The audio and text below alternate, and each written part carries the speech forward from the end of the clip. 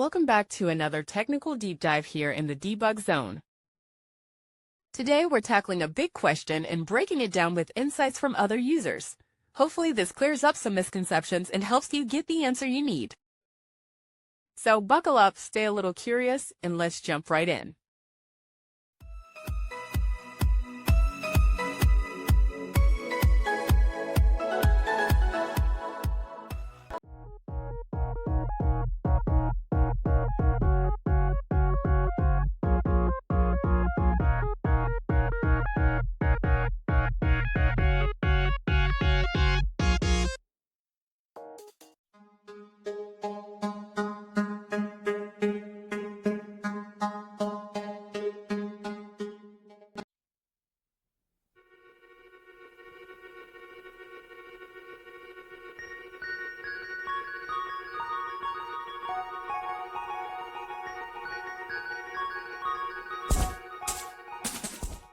And that's a wrap.